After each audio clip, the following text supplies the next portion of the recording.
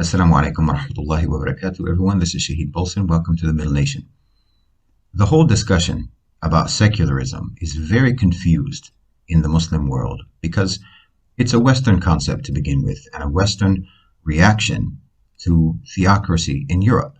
So whenever we talk about secularism, we're talking about a whole phenomenon that developed out of someone else's experience. And then we take the anti-secularist side as it exists in the West in accordance to their definitions and in the framework of a debate that simply does not apply to Muslims. We never had the theocratic system that Europe had, and their secular rejection of that system is just as foreign to us.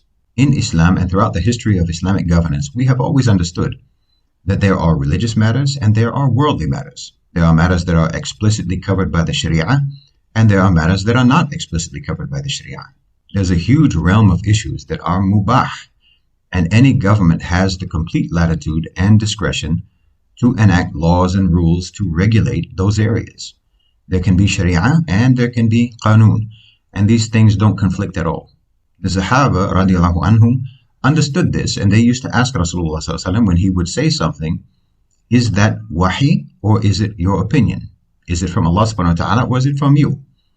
And if it was his opinion, sallallahu alaihi wasallam, then they would give their input and their opinions and their views and their suggestions, and maybe their suggestions would be taken instead of what the Prophet ﷺ had originally said. So the idea that there can be no man-made laws in a Muslim government is just plain ignorant. There always have been man-made laws because of course there have.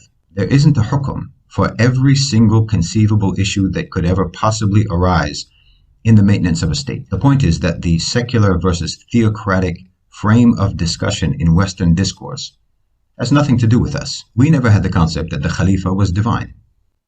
The Khulafa are successors to the Prophet ﷺ, not in prophethood, but just in administrative authority. We were never like Europeans who treated the Pope as God's mouthpiece on earth, or who regarded their monarchs as agents of divinity. We never had the confusion that they had. And the confused counter-reaction that they have adopted to that previous confusion also doesn't apply to us. And of course, they're going to go from confusion to confusion to confusion because they don't have guidance. Look, most states have a constitution, and any policy or law that gets enacted must be in compliance with that constitution. This is a man-made document which, practically speaking, they treat as divine. So this is not significantly different from Muslims insisting that any laws or policies that a state enacts must be in compliance with the Sharia, which we regard as divine and non-Muslims regard as man-made. Every state has some sort of foundational document that determines the legitimacy or illegitimacy of any policy or law or regulation that comes into existence in that state. For us, it's the Sharia. For them, it's a constitution. Now, non-Muslims will reject the Sharia as a basis for the legislation of a state because they believe it is not divine, but that's self-contradictory. They only acknowledge man-made laws. So saying that the Quran and the Sunnah are essentially man-made sources of legislation, that doesn't discredit them in any way. That's the only type of legislation that they do recognize. They'll also claim that the Sharia is too old to be relevant. But that's a false argument, obviously, because the only thing that matters with any type of legislation is whether or not it works. And because we have a system of fiqh in Islamic law, the Sharia remains relevant and up to date to address any and all modern situations and circumstances and conditions. Again, this is something they don't have, they don't understand, and can't appreciate. So we really have to avoid falling into their paradigms. Those paradigms grew out of a history and an experience that we do not share with them.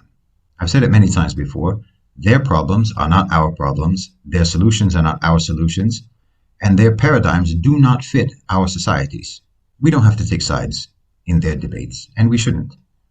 Because when we take sides in their debates, then we are subject to their frames of discussion, and we have to start adopting their terms and definitions. And these terms and definitions did not originate from our experience, our history, and from our sources of law and knowledge. Their frames of reference are not our frames of reference. Jazakumullahu khairan wa assalamu alaikum.